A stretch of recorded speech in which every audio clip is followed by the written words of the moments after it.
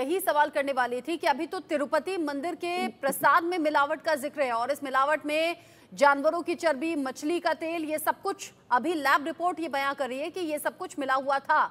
लेकिन देश भर में जो घी है, जो मक्खन है, जो दूध है, जो दही है, उसमें न जाने क्या क्या मिलावट करके हमें परोसा जा रहा है, दिया जा रहा है। उस तरफ भी हमारा ध्यान होना चाहिए। इसके साथ साथ, क्योंकि यहाँ बात आस्था की जुड़ी हुई है, जो तिरुपति मंदिर और प्रसाद की बात हम करें, लेकिन जो देश भर में दूध, घी और दही में मिलावट है, वो हम सबकी सेहत से जुड़ी हुई है और ना चाहते हुए भी वो सब चीजें हम खा रहे हैं, जाने अनजाने में, क्योंकि हमें ये मालूम ही नहीं होता कि इनमें ये सब चीजें मिली हुई हैं।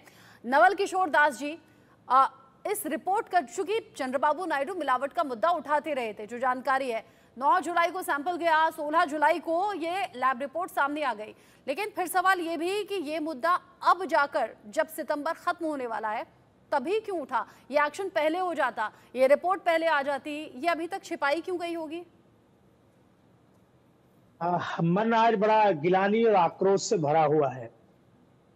लाखों करोड़ों भक्तों के साथ जिस प्रकार का दानवीय कुकृत्य किया गया है, जो भक्त भगवान के लहसुन प्याज तक नहीं खाते, उन लोगों को किस प्रकार का अवच्छिन्न खिलाया जा रहा है। ऐसा लगता है कि वैष्णवता समाप्त हो गई, संतत्व समाप्त हो रहा है। और जैसा भी महाराज जी ने कहा कि गाय भैंस दिखाई नहीं देती, नदियों की दूध की नदियां बह रही हैं, घी का कोई पता ही नहीं। तो एक तो मैं आपने कहा विलंब हुआ है, मैं मानता हूँ इस रिपोर्ट को बहुत पहले तैयार होना चाहिए था, बहुत पहले सार्वजनिक होना चाहिए था। और मैं फिर कह रहा हूँ कि हम लोग सोच नहीं पा रहे कि क्या कहें।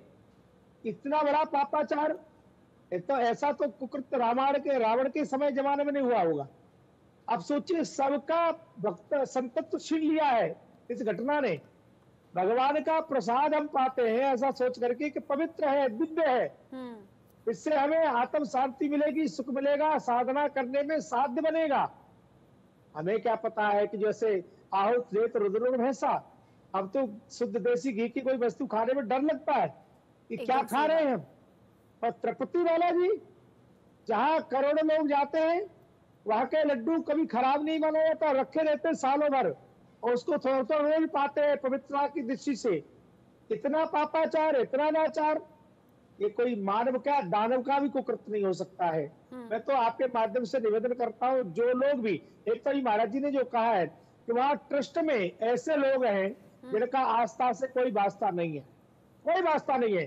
भगवान वेंकटेश्वर के प्रति उनको लगाव नहीं है, तिरुपति के प्रति उनका लगाव नहीं है, क्योंकि उनकी पूजा पद्धति भिन्न है। वो सब ईसाई हो चुके हैं, वो तो यही तो करेंगे, धर्म नष्ट ही तो करेंगे, और क्या करेंगे। ये बहुत गहरी साजिश है, कोई सामान्य घटना नहीं है। इसलिए वहां से तुरंत वहां का ट्रस्ट बंद किया जाए। सरकार वहां से पैसा ले रही है, कोई व्यवस्था नहीं करती, सरकार पैसा लेती है वहां पर, प्रसाद बेचता है, बाल बेचते हैं, लोगों की आस्था भी बेचने लगे, आस्था के साथ खिलवाड़ करने लगे। ये दानवीय कुकृत्य है। मैं तो संतों से प्रार्थना करूंगा, सभी अखाड़ों को तय करके अखाड़ा प्रसन्न के नेतृत्व में हमें कूच करना चाहिए, कूच करना चाहिए। और एक एक पाखंडी जो पापी लोग वहां पर बैठे, उनको कान पकड़ के निकालना चाहिए। सरकार नहीं निकालेगी, सरकारें नहीं निकालेगी, हम सब नागाओं को वहां जाना पड़ेगा और जाकर के बांध करना पड़ेगा, क्योंकि हमारे भगवान का भोग मांस का लग रहा था, अपवित्रता हो रही थी। हद होगी साहब। एकदम ठीक आपने कहा कि बहुत से ऐसे लोग हैं जो कि लहसुन प्याज तक नहीं खाते, वो इतना ज्यादा अपनी खान-पान को लेकर ख्याल रखते हैं। नॉनवेज या एग तो बहुत दूर की बात है। मेरे साथ में गिलानी हो रही है, हमको गिलानी हो रही है। जी जी, मेरे साथ में साध्वी विश्वरूपा भी मेरे साथ में जुड़ी हुई हैं। अब मेरा सवाल ये है कि क्या ये जानबूझकर हुआ या ये अनजाने में हुआ? ये सवाल मैं इसलिए पूछ रही हूँ क्योंकि ऐसा नहीं था कि वहां पर मीट या मछली पक रही थी और वो प्रसाद में मिल रही थी, वहां पर बन रहे थे लड्डू। वो लड्डू जो हर मंदिर में प्रसाद के तौर पर चढ़ाए जाते हैं या हमें प्रसाद में मिलते हैं, और लड्डू तो देश भर में बनते हैं। लड्डू में इस्तेमाल हो रहा था बाकी सामान के साथ में घी।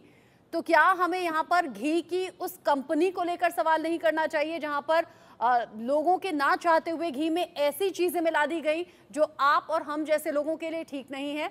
और बहुत से लोग इसे स्वीकार नहीं कर पा रहे हैं, या फिर इसमें सीधे सीधे मंदिर समिति और ट्रस्ट का हाथ हो सकता है, या जैसा अभी इससे पहले जो पैनलिस्ट कह रहे हैं सरकार को सीधा सवालों के घेरे में खड़ा कर रहे हैं, क्योंकि ऐसा घी जो वहां बन रहा है वो देश के अलग अलग हिस्सों में भी बन रहा होगा और जगह भी लड्डू बनाने में इस्तेमाल हो रहा होगा। निसंदेह रचना जी, जानबूझकर शब्द तो बहुत छोटा आप बोल रही हैं, यह तो एक बहुत बड़ी साजिश है। जैसा हमने सुना है अंग्रेजों के समय में कि अंग्रेज कुछ ऐसा किया करते थे, तो बिल्कुल वही एक इतिहास दोहरा रहे हैं ये लोग। तो 100% ये मैं ये बात नहीं कहूंगी कि जानबूझकर उन्होंने किया, ये तो बहुत बड़ी साजिश है।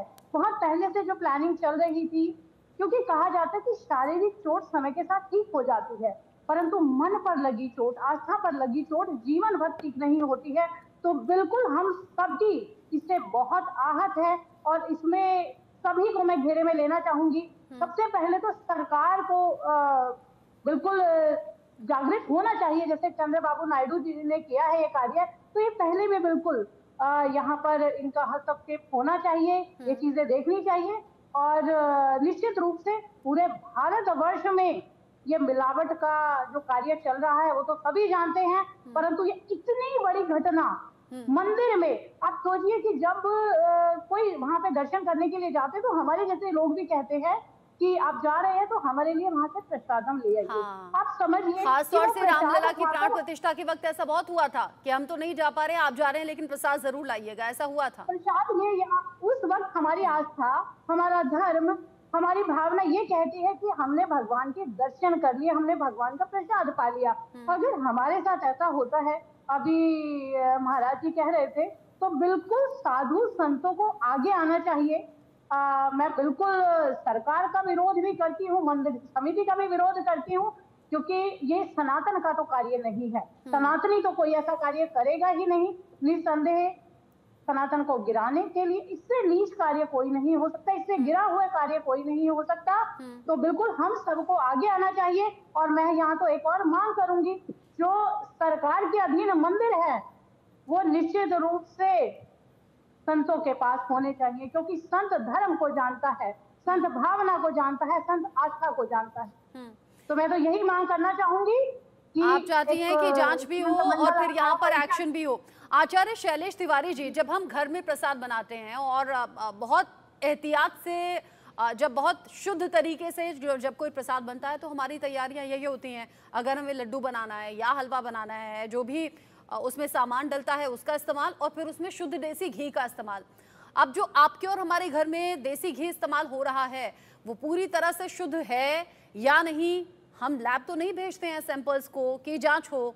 क्या ये सिर्फ तिरुपति मंदिर में ही हो रहा होगा, या फिर ये बाकी मंदिरों में भी हो रहा होगा, या देश भर में हो रहा होगा? ये भी तो संशय है। देखिए, यह घटना जो है यह केवल तिरुपति का नहीं है, पूरे देश में मिलावट का काम हो रहा है। और आज घी पर लोगों का विश्वास कंप्लीट उठ गया है। देखिए, दूध जो है वह 70, 80 और 100 रुपए लीटर है, और घी 400 रुपए किलो दे रहे हैं लोग। 1 किलो घी निकालने के लिए कम से कम 20 किलो दूध की जरूरत है, यानी 2000 रुपए केजी सिर्फ दूध 2000 रुपया का लगेगा। और 400 में घी कैसे मिल जाएगा? इसका मतलब यह है कि यह नकली घी पूरे देश में चल रहा है। आज घी कोई खाना नहीं चाहता। पहले लोग सिर्फ घी में ही सब कुछ करते थे, सारी पवित्रता शुद्धता घी में ही होती थी। लेकिन बात जब हमारा श्रद्धा और आस्था का है, तिरुपति मंदिर का है, तिरुपति बालाजी मंदिर का है, तो यह निश्चित तौर पर हमारे साथ राक्षसों ने छल किया है। सनातन धर्म के साथ बहुत बड़ा छल है, बहुत बड़ा अपराध है, और इसकी सजा अगर मृत्युदंड भी हो तो वह कम है। उसके चेयरमैन हो, मुख्यमंत्री, जो पूर्व मुख्यमंत्री वाईएसआर कांग्रेस के हैं, उन सब को इस पर तुरंत एक्शन लेकर के उनको जेल भेजना चाहिए, उन सबको फांसी होना चाहिए, अगर यह बात सत्य है तो। ये आप किसका जिक्र कर रहे हैं? किन सब के बारे में जिक्र कर रहे हैं? जैसे मैंने पहले पूछा, जो घी बनाने वाली कंपनी है, क्या उसके खिलाफ एक्शन होना चाहिए, या फिर जो मंदिर समिति ट्रस्ट के लोग हैं उनके ऊपर एक्शन होना चाहिए, या सरकार के ऊपर? किसका जिक्र कर रहे हैं? देखिए, मुख्यमंत्री जो थे उनके ऊपर भी एक्शन होना चाहिए, ट्रस्टी के ऊपर भी एक्शन होना चाहिए, और जो बनाने वाली कंपनी है उन सब के खिलाफ एक्शन होना चाहिए। सोची समझी साजिश के तहत हुआ है। सनातन धर्म को विकृत करने का एक बहुत बड़ा छल है, बहुत बड़ा क्राइम है, जिसको माफ नहीं किया जा अच्छा, सकता। इस छल के पीछे मंशा क्या हो सकती है आचार्य शैलेश जी? इस छल के पीछे अगर ये साजिश है, अगर ये छल है, तो मंशा क्या हो सकती है इसके पीछे? मंशा सनातन धर्म को बर्बाद करना, हिंदू धर्म को अपवित्र करना हुआ। राम मंदिर अयोध्या के कार्यक्रम में भी 1 लाख लड्डू आए थे। अगर वह लड्डू इसी प्रकार के बने हुए थे तो 1 लाख जो लोग प्रसाद खाए हैं वह निश्चित तौर पर अपवित्र हो गए। उसके साथ साथ पिछले 5 साल से लगातार यह कांड चल रहा है। 2019 से लेकर के 24 तक 100 करोड़ से ज्यादा पूरे विश्व के सनातनी वहां गए और प्रसाद खाए, और उस प्रसाद में अगर चर्बी है, गौमांस है, बीफ है, सुअर का मांस है, मछली का तेल है, तो निश्चित तौर पर यह सनातन धर्म के ऊपर बहुत बड़ा हमला है, बहुत बड़ा हमला है। और सनातन धर्म को तबाह करने का एक ईसाई मिशनरी के द्वारा सोची समझी साजिश है।